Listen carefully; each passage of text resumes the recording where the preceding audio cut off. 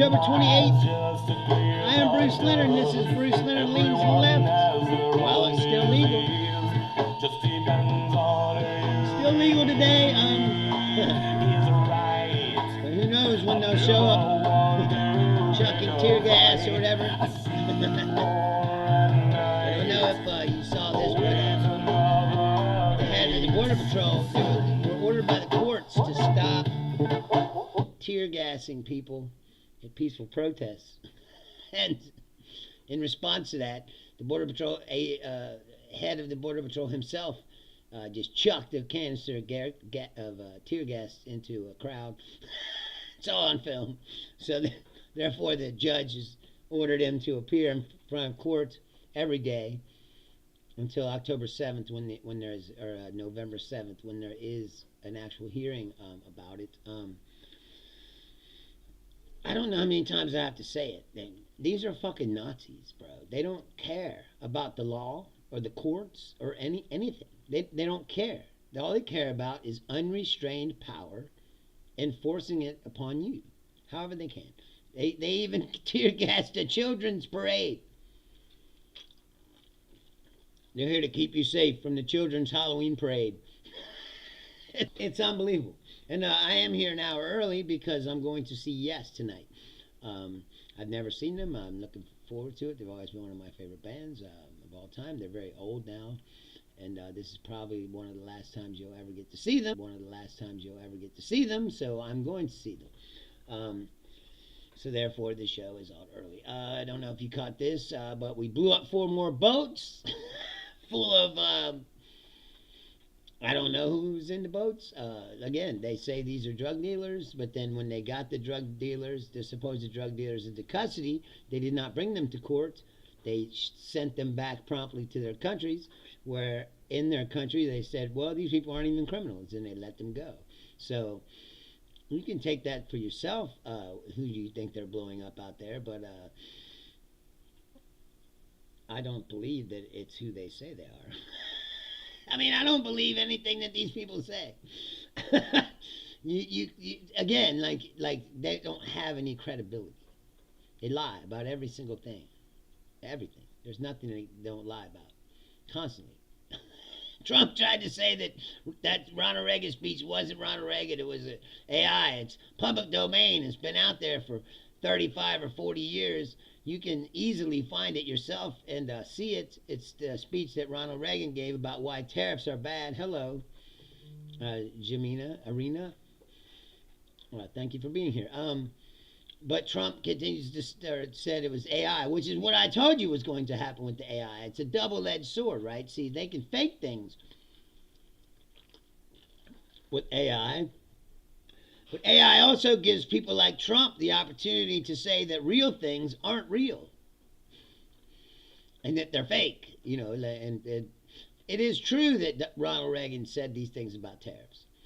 And like I said, that speech has been out there for 35 or 40 years, most of my life, because Reagan was president when I was a kid. And he was not an isolationist protectionist.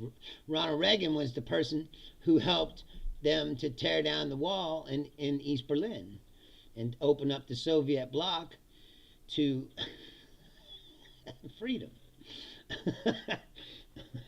So Ronald Reagan and Trump are not the same at all.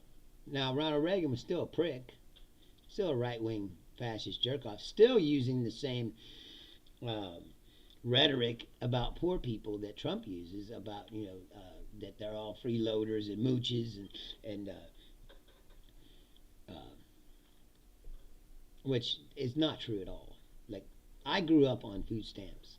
And they didn't call it SNAP back then. It was called food stamps, and they were actually food stamps. They were pieces of paper that looked like money, but they were colored like Monopoly money.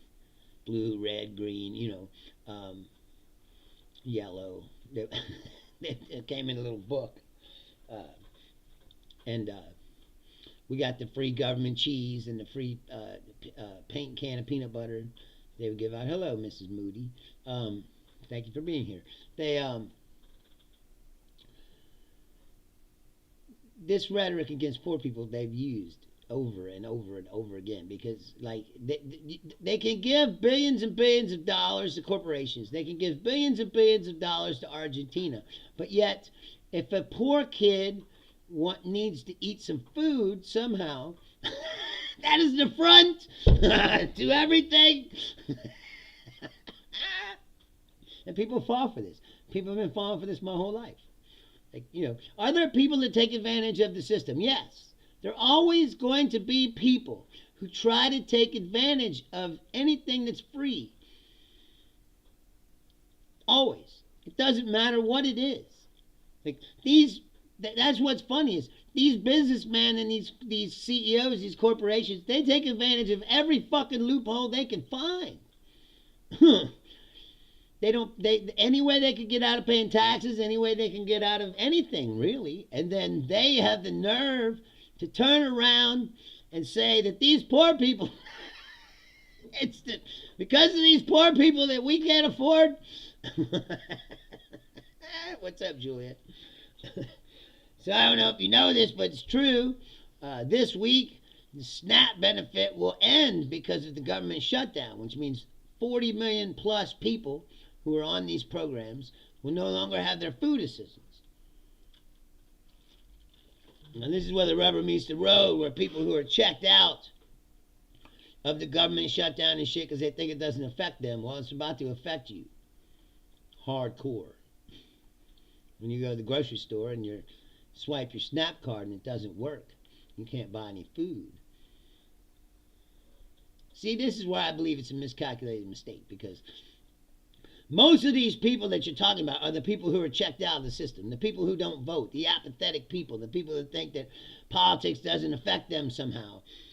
And so they're standing on the sideline. They're not really doing anything, which is why people like Trump are able to get elected in the first place. Because if all these people voted, Republicans would never win anything. What they don't get is that they need the apathetic people to stay apathetic and stay on the sideline, because the more numbers come out, the more they lose. That's why people were like, can't believe the 80 million votes or whatever that Biden got during the pandemic. But you know why that is? It's because everyone was locked down. Nobody had nothing to do. A lot of people that never voted because they're sitting at home and they're like, well, we need to get out of this situation. And what else is there to do? I guess we're going to vote, And so they mailed in their votes. They didn't have to go to the polls because they took mail-in voting. So therefore, voting numbers increased in large numbers. Why? Because it was easy to do. It's not that easy to vote. You got to go down there to the polling station. You got to stand in line. You got to have papers. You got to make sure you're registered to vote. Most people aren't even registered to vote. During the pandemic, they made it all easy. And they go, wow, you get all these numbers. It's because it was easy. People didn't have to go out of their way, really, to vote. Like, you got to take time out of your day. If you got to work, you got kids.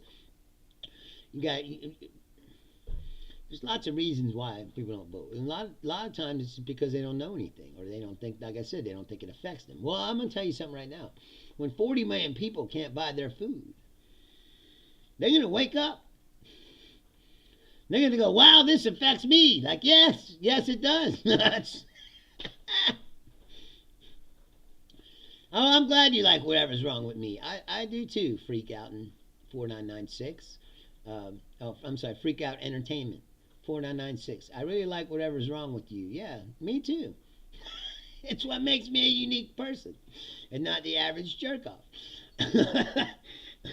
I've always taken pride in that. Like I said, there's too many average jerk-offs. I mean, if you probably just been watching this show recently, so you haven't heard all of my premises and things that I've said. But it's true, is the majority of the human race are hairless monkeys that really have nothing to offer, and it's the unusual people who are the ones that have something to offer society. Sometimes good, sometimes bad, but at least they're interesting. You found your missing cat. Good. That's good. See, there are glimpses of hope in this world. I mean, the truth is, People are always talking about. Me and Danielle were talking about this on Saturday, and about in the Lord of the Rings. There's a passage where he says, you know, the things, the important things in life are the little things. Like all this big stuff, like it's always going to be here. The human race doesn't have its shit together. I don't know if you see this, but the peace deal in Gaza, it's already the shit. They're bombing.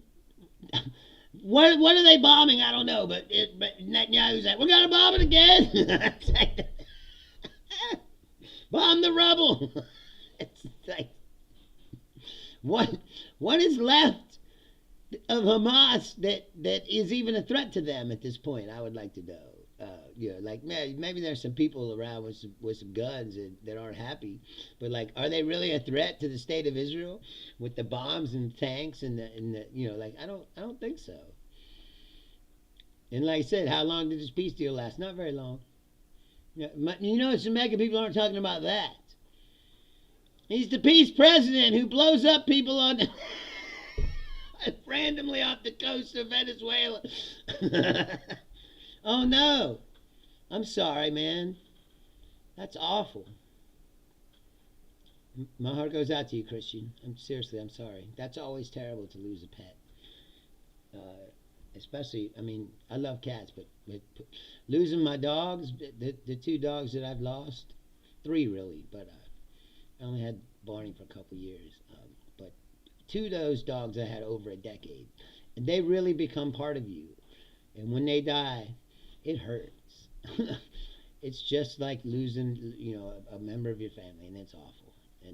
And cat people, I'm sure, feel the same way. And so, therefore, my heart goes out to you. Yes, Julia, that's my patented phrase. Glimpses of humanity amongst the chaos. Yes, you see it sometimes, if you look hard enough.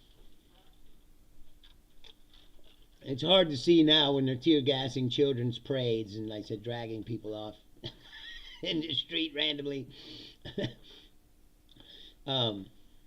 Yes, Christian, that's what you got to remember when you lose a family member or a good friend or a pet. You have to remember the moments and the memories that you had together, because that is life. I said back to the point I was getting to was he talks about in the Lord of the Rings that all this big stuff has happened, and the world is awful, but the real pleasures in life are the little things. That's right.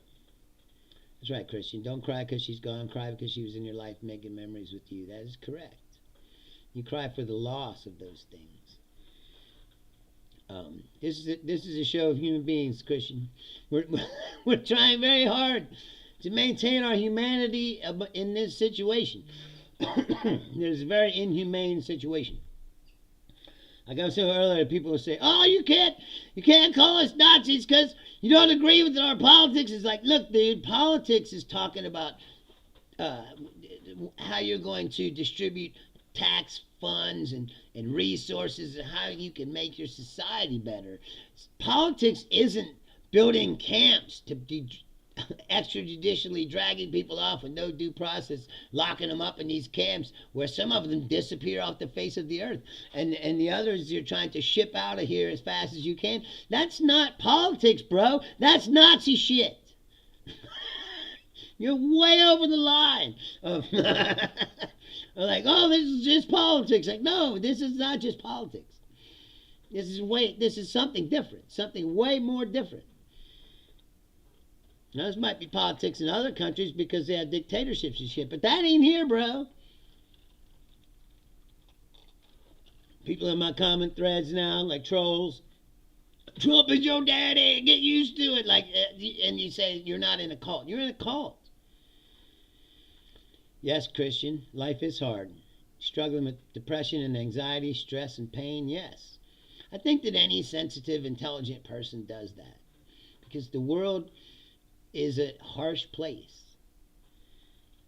Like I said before, there's the premise is right all the time. It's people are good. That's what they tell you, right? And people are good, and if you leave them alone, they'll do the right thing. And then you look at the history of this world, and you go, I don't believe that to be the case.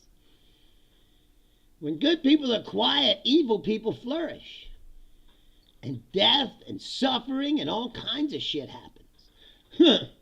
Because people are not good. The good people are rare. Like I said, you're surrounded by a bunch of hairless monkeys who are easily manipulated by evil people and propaganda. And you see it all the time. Just go to my Facebook page and look.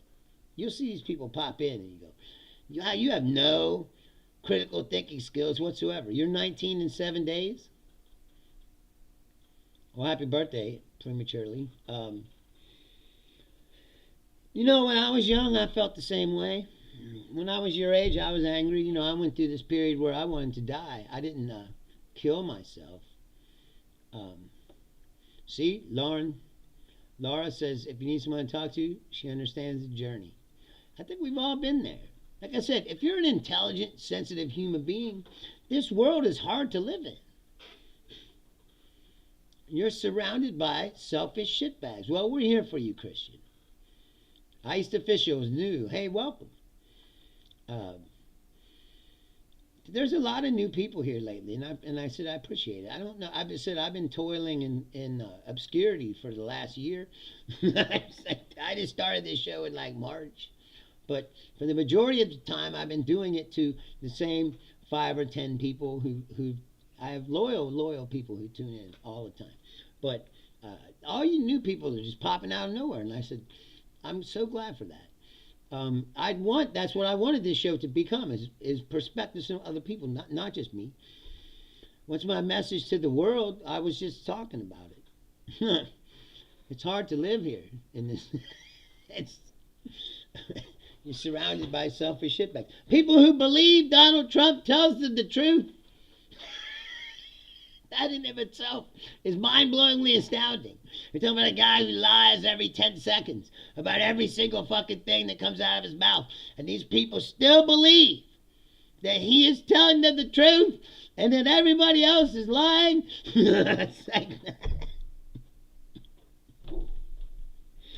He's convinced people that the left is radical while he's blowing up random people off the side of coast of Venezuela. He's built camps to round the people up and lock them up. They're tear gassing children at parades, and we're radical? Are you fucking kidding me? He's got jackboot thugs walking around all over the country, kidnapping people, and we're radical. See, it's all a gaslight. Everything that they say, all right, Ice. Everything that they say is ridiculous. It's a gaslight. It's a projection. Like, that's an old trick that people use, is to project upon you the things that they do, and then pretend like you're the problem. And it works, obviously, because they've been doing it since the beginning of time. It's all the things that Trump accuses Democrats of doing are the things that he does. Meanwhile, the Congress has not been in session for over 100 days. Why is that, you think? You know, why is the Congress shut down? They're not even having any meetings. They're not even having sessions.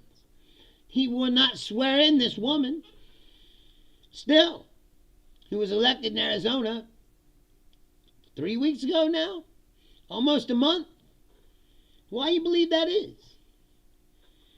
And then they have the nerve to come out on TV and say that this is the Democrats' fault. Like, you control the Senate, the House, the presidency, and the Supreme Court. And you're telling us that because you can't operate the system, that this is your... It's because they don't want to compromise. They don't want to give anything, because I told you that before. They're not interested in compromise. They're interested in shoving their boot down your throat. And what they want is for the Democrats to lay down and capitulate. That's what they want.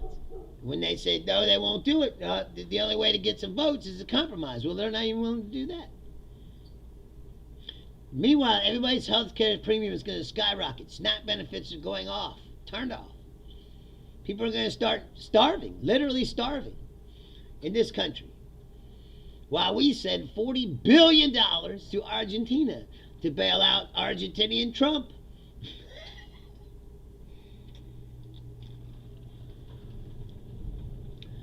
It's unbelievable. And then you wonder, like I said, yes, Democrats are in D.C. trying to convince him to get back to work. Yes, exactly. And see, this is the problem with the Democrat. Now, here's where I'm going to veer off a little bit, and people are going to go, "Hey, wait a minute, what are you doing?" It's because the Democrats have a serious problem. For a long time, they've let themselves get drawn into centrism and corporatism, because the truth is this is a right-wing country, right? The majority of the propaganda and the majority of the way that the government has operated for a long time is capitalist right-wing shit. Where, the rich people should have the tax breaks, and the corporations should be subsidized by the government, and poor people are scumbags, and the freeloaders, and they should just get to work. And why won't they work for $2 an hour? What the hell, there were wars, literal wars, over wages in this country. People had to fight and die sometimes to get a raise, because these companies, people always act like people with SNAP benefits don't work. Most of the time they work, but they work for corporations who are subsidized by the government and who pay slave wages, such as Walmart. You can't live off what they pay you, so while you're working, you have to have SNAP benefits to subsidize your existence, because you need food money. Well, that's about to get cut off, so we're going to see what happens. But here's my problem with Democrats. I said, this Mamdani situation will show you. Like, Mamdani is a progressive, but he also happens to be a Muslim. Oh, no! So they're pulling out, I don't know if you saw it, they're pulling out all the bullshit, Islamophobic fucking stereotypes that they can to try to smear Mamdani, like, oh, he's friends with terrorists, and he's this, and he's that, and, and the truth is, Mamdani is a threat to them because he's perpetuating the idea that is true. Because we've done it in this country before, that you can tax billionaires and then use that money to help regular people. That's the New Deal. That's what the New Deal was. FDR's New Deal, what created all the social programs that we have that help people. Section 8 housing, they established Social Security, they Medicaid, Medicare, all those things that help people. Well, conservatives have hated that ever since its inception. Conservatives aren't interested in helping people. See, that they hide behind Christianity and pretend like that they're good people, right? And we're Christians, and we want to, But the truth is, if Mike Johnson was a Christian, he wouldn't lie every 5 fucking seconds. He wouldn't be protecting pedophiles by hiding out the Epstein list. He wouldn't be, he wouldn't be doing all kinds of shit. He wouldn't be letting this food assistance go away. What kind of Christian says 40 plus million people should starve? Ain't no Christians in any church I ever went to. These churches are these new wave churches that are like prosperity churches, they call them. Where they talk about money and shit. Like, why are you talking about money in church? Unless it's, like I said, it's a grift. It's a scam. It's always been a scam and a grift. And you give them their money, the woman goes, I need to raise $5 million by Wednesday, and if you help me, the Lord will shine His light upon you, Meanwhile, she's just taking your money. There's no light of the Lord shining down upon you because you gave this bitch some money. That's not how it works. Now, if you went out and helped some people who needed help, actual people that needed help, like these people who were going to get their SNAP benefits cut off, and you did that, maybe the Lord might shine some light down upon you. Maybe, I don't believe so, because I don't really believe in the Lord. I mean, I always look around this world we live in, and really, there's a benevolent God that's in charge of all this misery and pain that we fucking live through every day. Really? This is God's plan. Well, God's plan's shitty, bro. It's horrible. They always catch people at their weakest points, right? When life has crushed you down and you're broken and beaten, and they go, hey, the Lord could save you from this. All you got to do is come to this church every week and give us 10% or whatever you got. It's a scam. And we may or may not touch your children. You ever tell me that? The Lord is in charge. He's benevolent, loving God, but his own houses of worship are some of the most horrible fucking places where the most terrible things happen to people. He's watching over us all. What is this, a TV show then? It's like God's very own Law and Order SVU. It's like, I know, laugh at it. It's terrible, obviously, but all you can do is laugh. The world is horrible, and like Christian was saying, it'll break you if you let it. You're young too. I used to feel that way. Christian, when I was your age, I wanted to die. I didn't like try to commit suicide or anything, but I mean, like with a gun or try to hang myself. What I did was I just unleashed the beast. I just started partying as hard as I could and just get hold of any drugs I could get my hands on. I'd fucking take them all. He's taking. They say, don't take pills and drink. I did that all the time. And people would have drugs that they would find, and they would go, well, I found these pills, but I don't know what they are. And I'd go, give them to me. I'll tell you what they do. Because the truth is, I didn't care. And part of me wanted to die. I just hoped that I would die. I drank so much before I woke up in a bed with full of puke. While I was sleeping. But I wasn't lucky enough to drown in it like these other people. I just woke up like, oh God, It's like, but I wanted to die. But my dad always said that suicide is for the weak. And that's kind of true. You're basically admitting. I mean, I'm not sitting here dogging on people who have killed themselves, because it's horrible. It's terrible, and you should never do it, because he's right. Like I said, it's an admission that the world's broken you down, and you remember my dad was one of those guys. You gotta be strong, and so it's for the weak, It's like, that's true.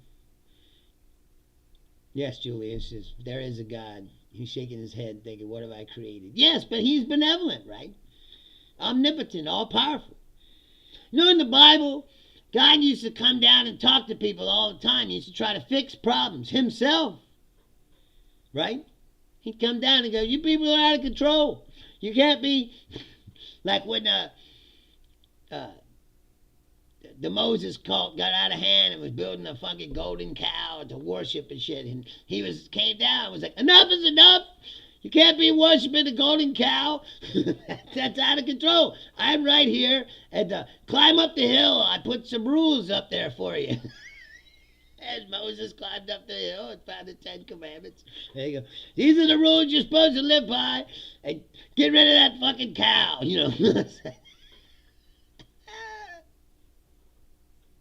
But when did that stop? When did God go, you know what, fuck these people, and hang up the phone? That's like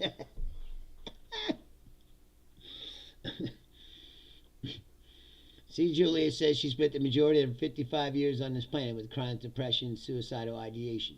Thankfully, it gained skills on how to manage it. Exactly. Exactly. One day I woke up, like I said, I guess I was like, I'm going to be in that 27 club. That's what I did. And I was like, I'm going to live with my foot on the gas as fucking hard as I can. And I did. It's like, 27 years old, I'm going to die in a blaze of glory like all my heroes, No wonder I turned 27. And I wasn't dead. Powering off. And it's like, well, what now? And I figured, well, there's either two choices. Either I decide to finally get off it, or I got to figure out how to live life. But don't get me wrong, I was already still doing all the things I wanted to do. I've never been a person who's like, I need to do. That's why I moved away from home. Because all this, when you live at home, there's all this pressure on you to be who they want you to be, right? For them to go, hey, you need to settle down and get a job at the Seagram's Distillery like everybody else, because they got good benefits and they pay good wages, and and you go, the idea of going anywhere for 50 fucking years in a row and punching a clock and pulling a lever or pushing boxes around or wherever the fuck you're doing, you might as well be dead.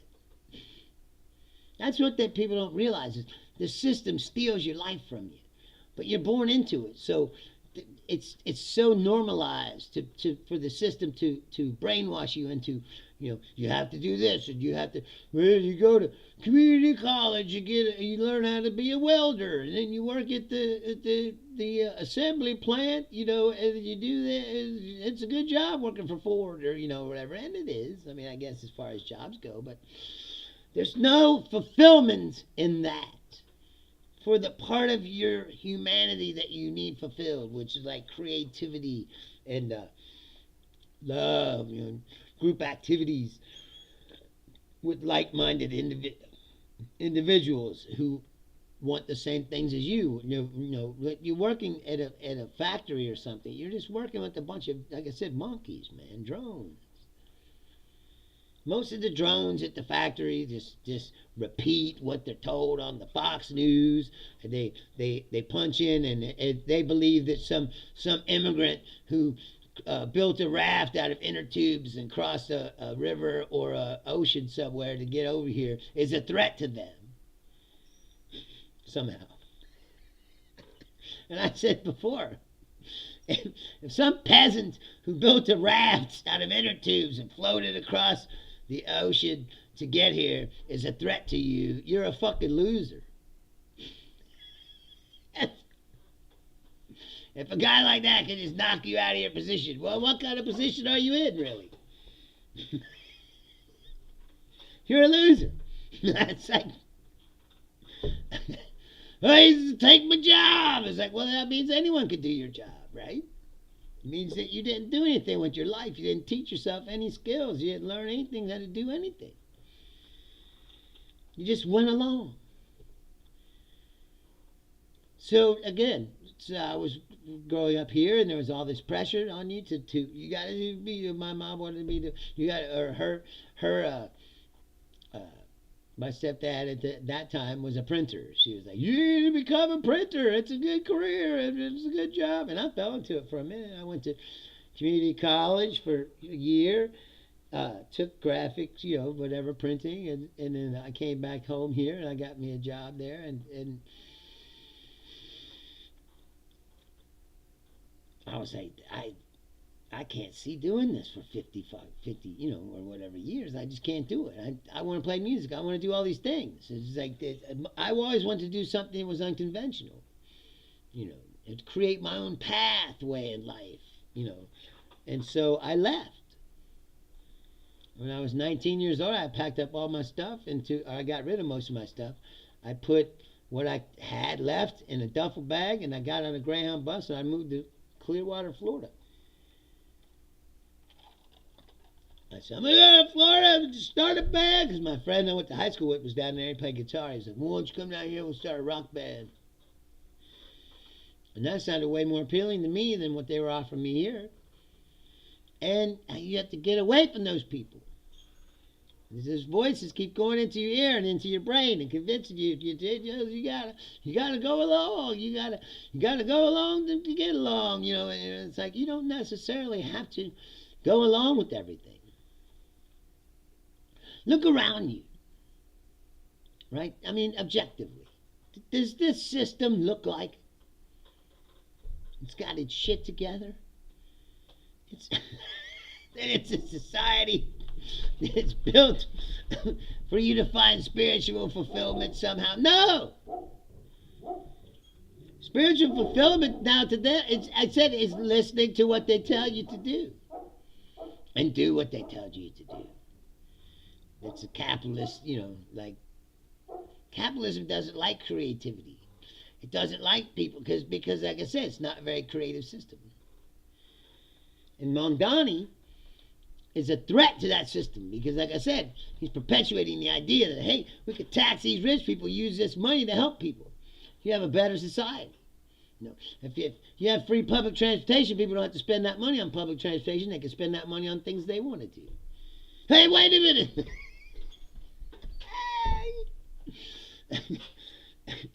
The idea that you pay taxes, right? You pay all this money in taxes. And that they've convinced you that if you ask for anything back from them, from the taxes that you pay, that you're a freeloader or a communist or some shit. And like I said, the Democratic Party was taken over by corporatists. It used to be a progressive party, and it became more center-right, and it was corporatist. And then you couldn't hardly tell the difference between Republicans and Democrats for a second. And that's why the Republicans have become so culturally based, if you ask me, is because there ain't much difference between them as far as like their policies go towards how to run the capitalism, like healthcare, and they did. And what's happened? They've been trying to get rid of it ever since, and that's what a part of this is all about. Is they want to get rid of it. Meanwhile, do they have another plan? No. Now Mike Johnson said, oh, we started working on a plan. It's been 20 years, man. 20 years that Republicans have ran on and tried to repeal and get rid of Obamacare all this time. And they didn't have a plan of what to do after that. Because Republicans don't really have any ideas. That's what I keep saying over and over all the time. There is no real ideas behind Republicanism besides we hate gay people and trans people and people of color and people who aren't like us, and this is a white Christian nation and this is how it should be.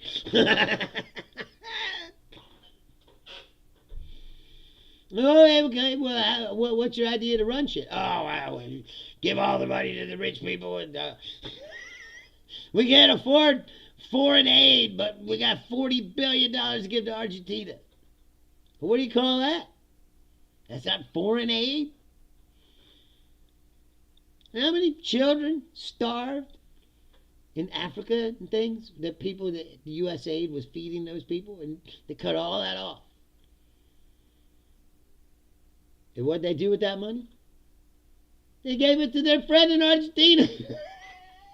Why? Because they have money invested in the country.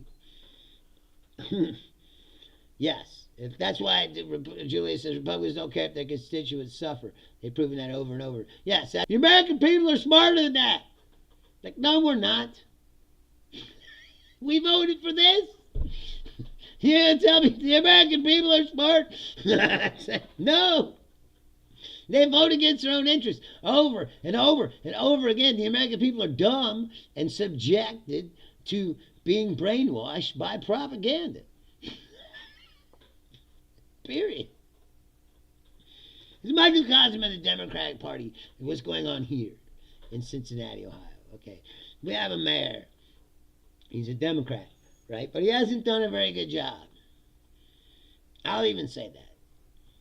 As far as the mayor goes, he hasn't been very good. And that's why you see all this shit on the news. Like, oh, look at Cincinnati, it's a riot in the streets, and people are fighting. It's like, yeah, there's violence and crime, and people get shot here all the fucking time.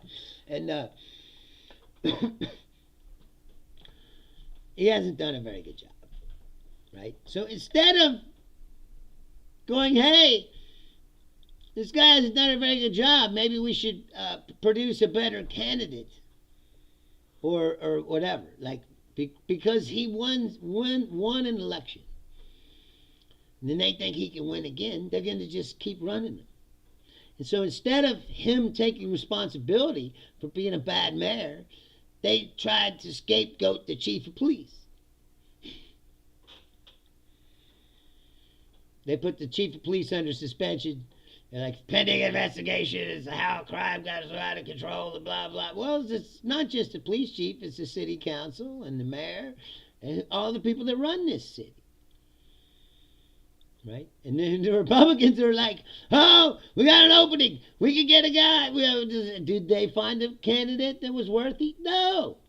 What's their alternative? J.D. Vance's brother-in-law. It's a microcosm of this entire country. You got kind of a shitbag Democrat politician who's not that good at his job. And instead of facing the reality of that and fighting at someone who could do a better job as the mayor and running them, they're just going to run this fucking guy in hopes he wins. And then Republicans, instead of finding somebody who's good at the job or whatever, they produce J.D. Vance's brother-in-law because he has name recognition. And incidentally, J.D. Vance's brother-in-law was got in trouble for not paying taxes with his business. So he's a criminal. Typical Republican criminal. Who's related to J.D. Vance. And shitbag, half-ass mayor that we have. These are the choices.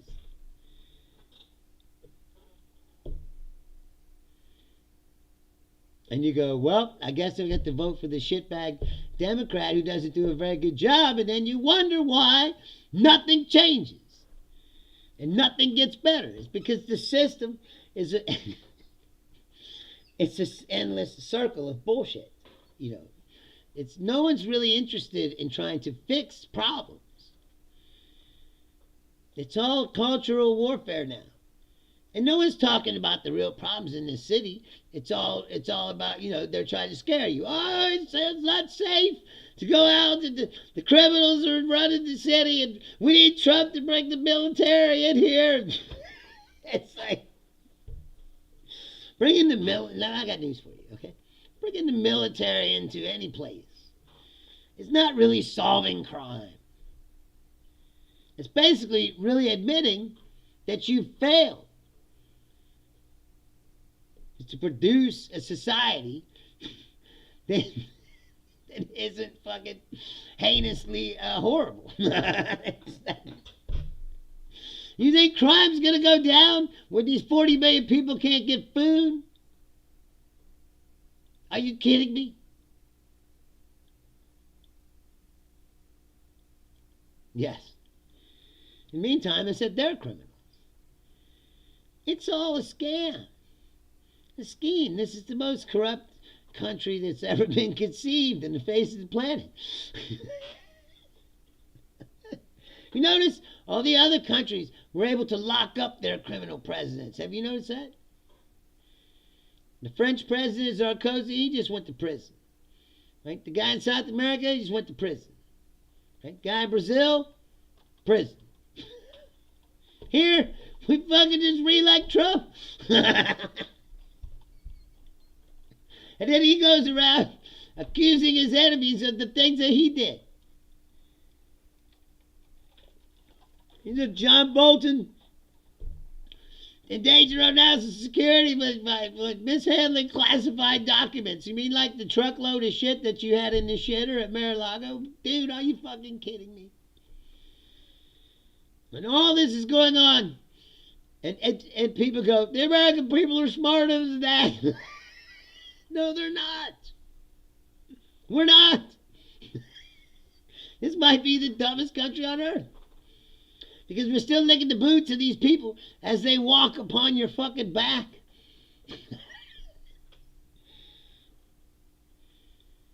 It's unbelievable. And you can't,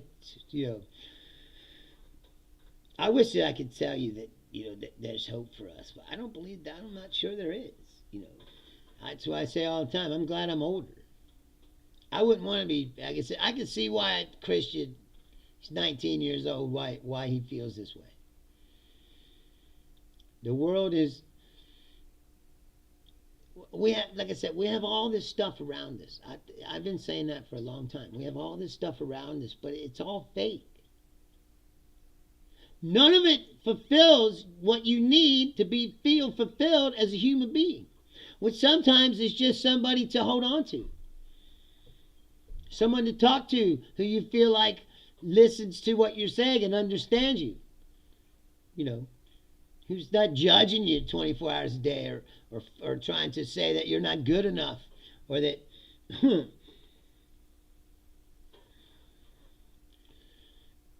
Now Trump, I don't know if you saw this, Drew, but Trump's deciding now who gets disaster aid and not based upon like how they voted. Trump states get aid. Wisconsin was flooded. Nope. And I believe he won Wisconsin. It's not the right part of Wisconsin. It was the Democrat part of Wisconsin got flooded. So, nope. North Carolina, same way. Nope. Asheville, heavily artistic community, very Democratic stronghold. They get money? Nope. And people that Trump cares about us. Trump doesn't care about anybody but himself, bro. And like I said, as long as his system is the way it is, it's not much is going to change.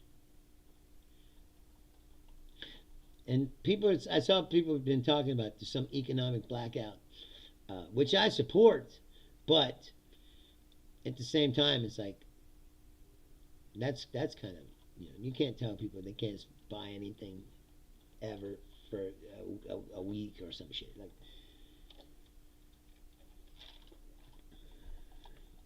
general strike is better. We all just don't go to work. We shut down everything. You go, hey, no one's going to work. What if we all just said that? Well, if Congress isn't going to go to session, we're not going to work. Whole country just doesn't go to work. One day. Whole place shut down. Say, we ain't going back to work till you open up the Congress. Till you swear in that woman. Till you start voting upon opening up the government. Till you start negotiating how you're going to save people's health care. Till you start turn back on the SNAP benefits so children don't starve. What kind of piece of shit society is this? We're going to starve children for political points. Really? And they call themselves Christians. It's unbelievable. I got to get out of here because I'm going to Yes. And again, I'm going to Yes tonight because I said love music, and you have to do things. Like I said, Christian, I would have, if you're still watching, I would heavily recommend that. Lean into the things that you love. Music saved my life. If it wasn't for music, I would be dead. And then later it was comedy. I always liked comedy, but like lean into these things. They can save you. Other people aren't going to save you. No, Juliet, Mega doesn't acknowledge that Democrats are Americans as well. No, they don't think that we are. They think white Christians is America. The rest of it's an inconvenience to them. That's what they really believe. They've realized that they can't get rid of the black people, so that's why they turn on Latinos. They're like, well, maybe we can get rid of some of them, If there's blacks and Latinos, then we're going to become a minority. You're like, yes, you probably will. It's like, as it probably should be. Just look at what you've done. Anyway, like I said, you gotta lean into these things. If you like to act, act. If you like to write, write. If you like to, like I said, music, just listening to music. Just listening to music makes me feel better.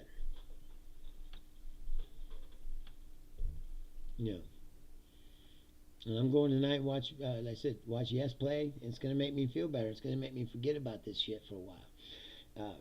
And that's all you can do.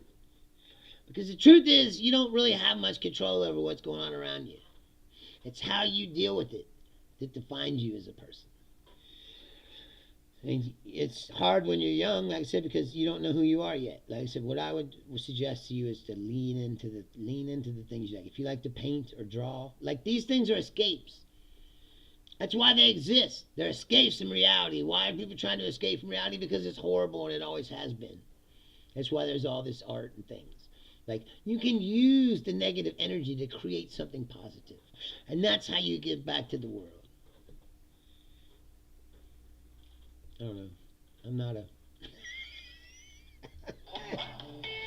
philosophical genius.